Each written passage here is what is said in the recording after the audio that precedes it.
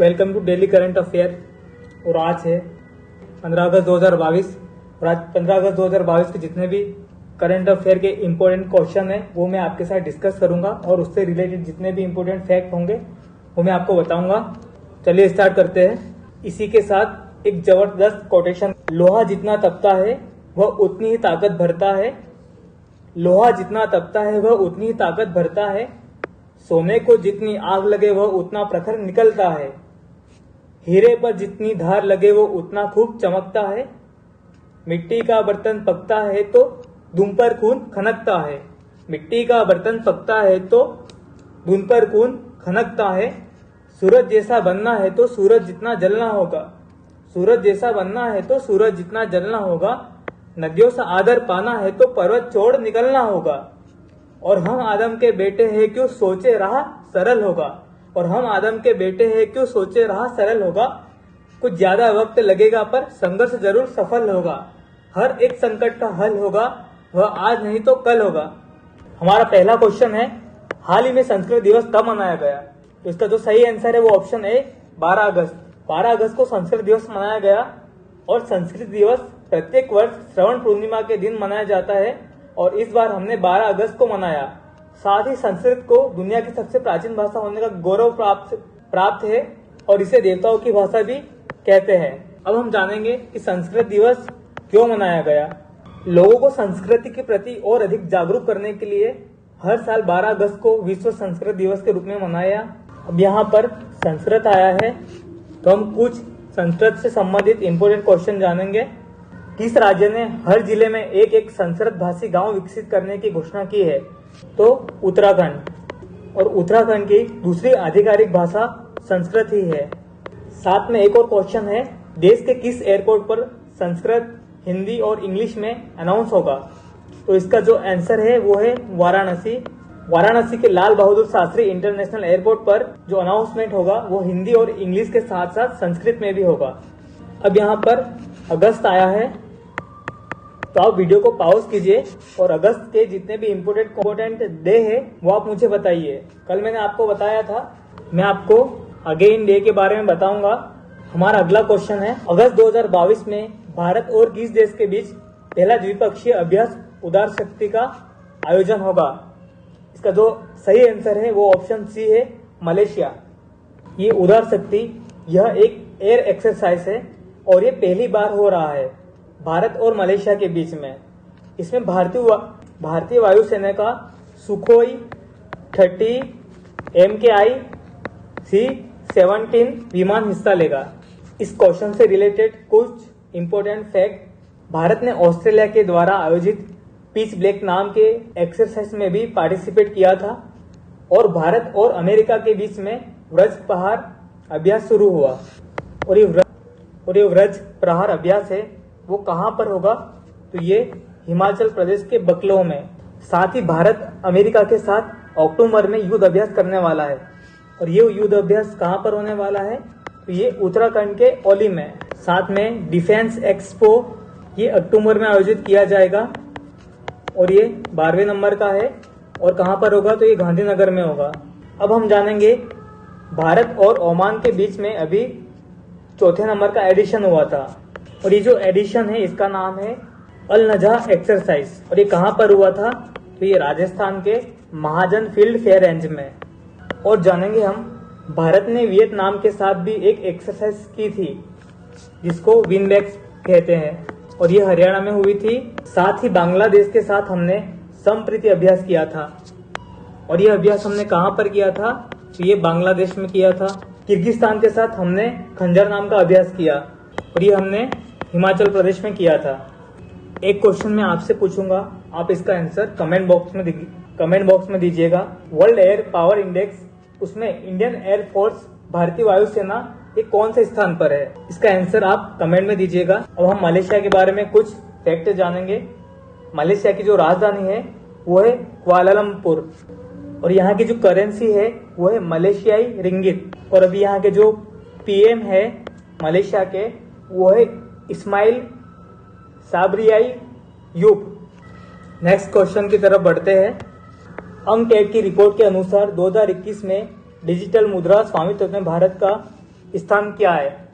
तो इसका answer option D 7। UNCTAD की रिपोर्ट के अनुसार 2021 में लगभग 7.3% भारतीयों के पास किसी न किसी रूप में डिजिटल करेंसी का स्वामित्व है।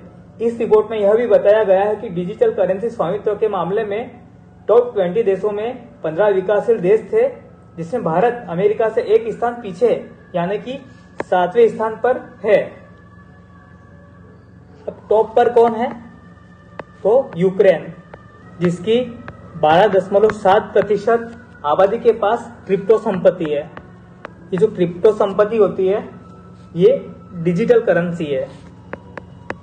अब अंकटाड, इसके बारे में हम जानेंगे कि ये क्या होता है। इसका फुल फॉर्म होता है United nation conference on trade and development. इसकी स्थापना 1964 में हुई थी तथा इसका जो हेड क्वार्टर है वो जिनेवा स्विट्जरलैंड में है। तथा अंकटेड की जो पहली महिला डायरेक्टर जनरल है वो रेबका ग्रीनस्पैन है।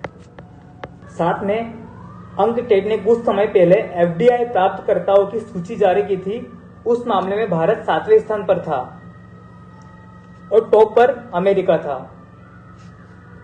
एफडीआई फॉरेन डायरेक्ट इन्वेस्टमेंट वित्त वर्ष 2021-22 में सबसे ज्यादा एफडीआई सिंगापुर से आया, तो भारत के कर्नाटक राज्य में सबसे ज्यादा आया।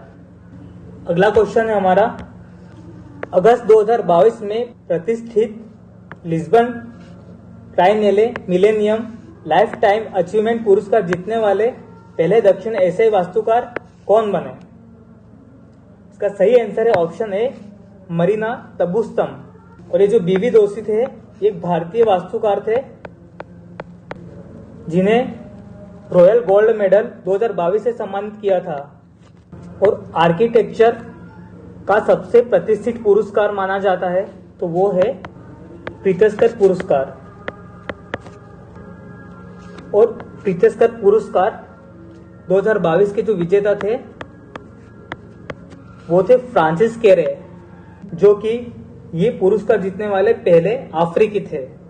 हमारा अगला क्वेश्चन है, हाल ही में यूईएफए सुपर कप 2022 का फाइनल मुकाबला किसने जीता? तो इसका जो सही आंसर है वो ऑप्शन सी रियल मैड्रिड। यह मुकाबला रियल मैड्रिड और आइनट्राख्ट फ्रैंकफर्ट के बीच में यूईएफए सुपर कप 2022 का फाइनल खेला गया, जिसको रियल मैड्रिड ने जीता तथा यह खिताब रियल मैड्रिड ने 5वीं बार जीता। और ये मुकाबला आइनट्राख्ट फ्रैंकफर्ट और रियल मैड्रिड के बीच में हुआ था। उसके बाद फुटबॉल से संबंधित एक संस्था है सेफ, जिसका फुल फॉर्म है साउथ एशियन फुटबॉल फेडरेशन।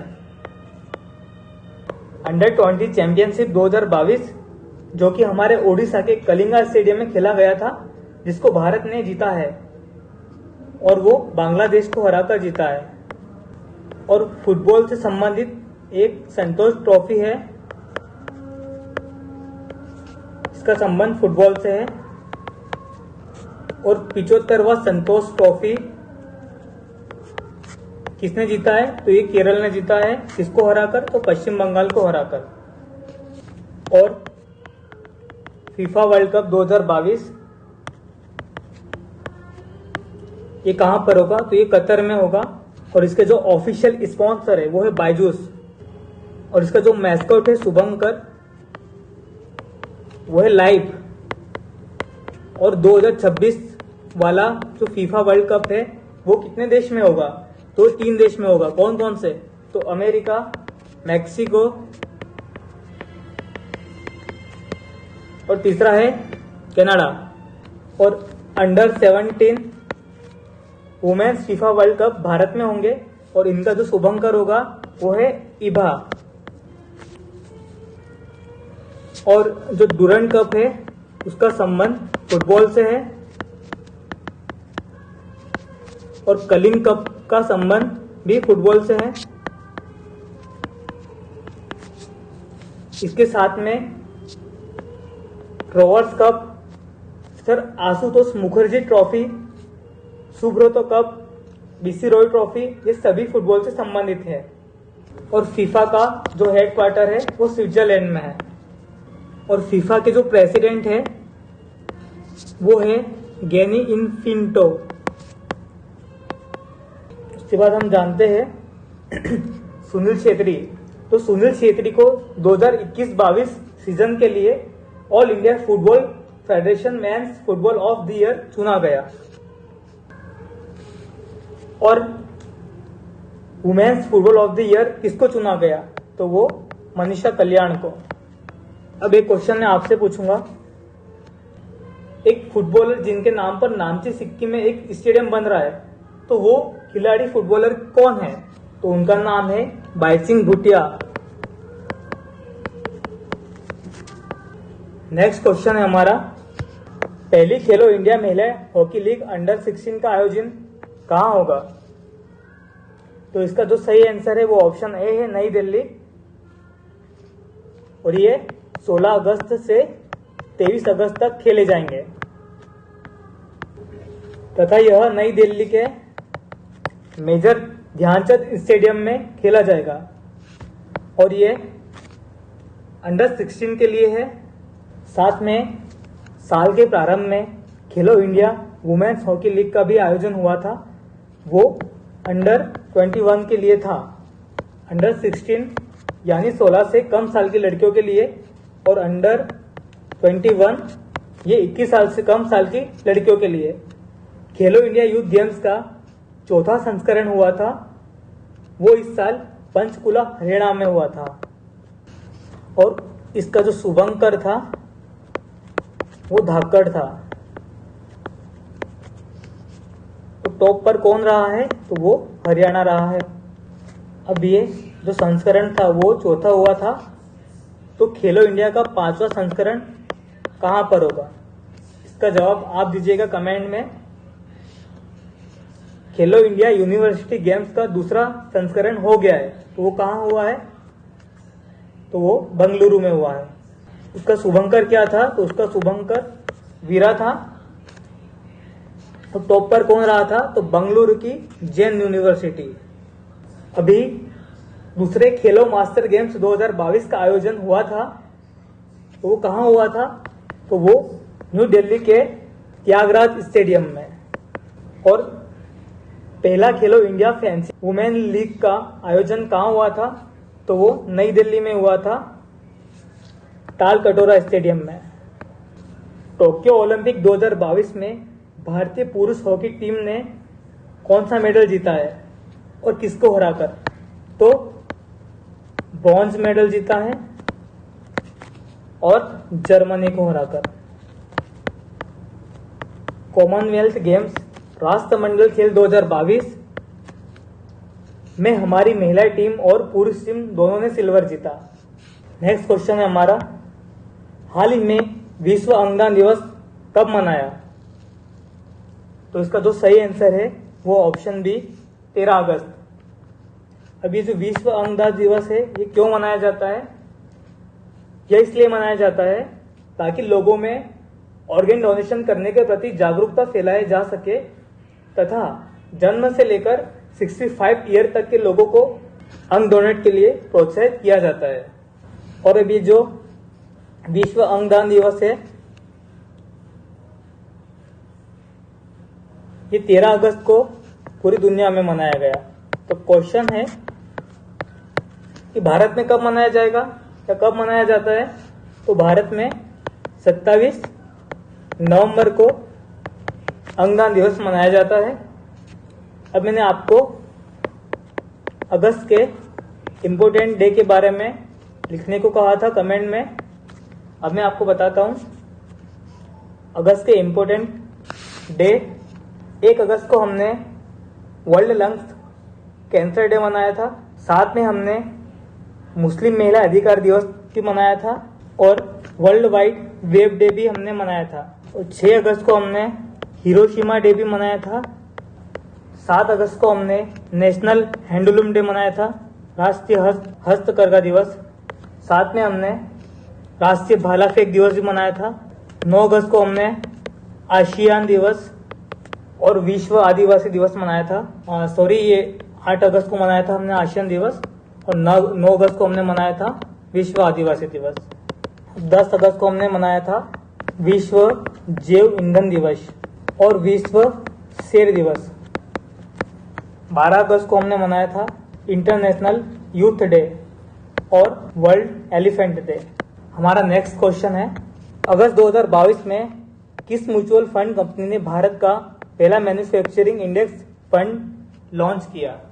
इसका सही आंसर है ऑप्शन सी, नवी म्यूचुअल फंड, जो कि भारत का पहला ओपन इंडेक्स फंड है जो निफ्टी इंडिया मैन्युफैक्चरिंग इंडेक्स को दोहराने की कोशिश करेगा तथा यह भारत में टॉप 300 कंपनियों के निर्माताओं के प्रदर्शन को ट्रैक करेगा। अभी नवी म्यूचुअल फंड है, इसका जो उद्देश्य है वो क्या है? तो भारतीय विनिर्माण क्षेत्र में निवेश को आसान बनाना। अब हम कुछ इंपॉर्टेंट फैक्ट जानेंगे इस क्वेश्चन से रिलेटेड। यस म्यूचुअल फंड का नाम बदलकर व्हाइट ओक कर दिया है, white oak capital mutual fund. और HDFC म्यूचुअल फंड ने हैश लक्ष्मी फॉर लक्ष्मी पहल को लॉन्च किया। अब LIC म्यूचुअल फंड के जो नए CEO है वो है TS रामकृष्णन। साथ में सेबी ने अपनी म्यूचुअल फंड सलाहकार समिति का पुनर्गठन किया था, जिसकी अध्यक्षता RBI के पूर्व डेप्टी गवर्नर उषा थोराट ने किया। हमारा नेक्स्ट क्वेश्चन है, 9 अगस्त 2022 में किस सरकारी मंत्रालय ने स्माइल 75 पहल शुरू की? तो इसका जो सही आंसर है वो ऑप्शन बी है, सामाजिक न्याय व आधिकारिता मंत्रालय। इसके जो मंत्री है, सामाजिक न्याय व आधिकारिता मंत्रालय के जो मंत्री है वो है वीरेंद्र कुमार। अब स्माइल 75 पहल ये क्यों शुरू की? ये आजादी के 75 साल के उत्सव के एक भाग के रूप में चिन्हित 75 नगर पालिकाओं में भीख मांगने वाले व्यक्तियों के व्यापक पुनर्वास के लिए शुरू किया। 75 नगर पालिकाओं को इसलिए सिलेक्ट किया क्योंकि ये आज आजादी का 75वां अमृत महोत्सव है, यानी आजादी के 75 साल हो गए हैं। और ये जो स्माइल योजना है ये पहले से ही चल रही थी, किंतु ये इसका एक हिस्सा है।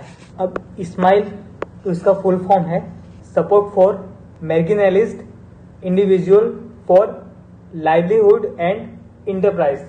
हमारा नेक्स्ट क्वेश्चन है, हाल ही में शिव मोग्मा सुबन्ना का निधन हो गया, वह क्या थे? इसका जो सही आंसर है वो ऑप्शन डी है, गायक। इनका निधन कहाँ पर हुआ है? तो बंगलुरु में हुआ है। अब ये क्यों इंपॉर्टेंट है ये क्वेश्चन? तो ये कन्नड़ भाषा के पहले गायक थे जिन्हें प्लेबैक सिंगिंग के लिए राष्ट्र पुरस्कार से नवाजा गया था, इसलिए क्वेश्चन ये इंपॉर्टेंट है क्योंकि ये पहले ऐसे व्यक्ति थे जिन्हें राष्ट्र पुरस्कार से सम्मानित किया था। हमारा नेक्स्ट क्वेश्चन है, कॉमनवेल्थ गेम्स 2022 में किस देश की इमा मैक्विन ने अकेले 56 देशों से ज्यादा मेडल जीते? तो इसका सही आंसर है ऑप्शन सी, ऑस्ट्रेलिया।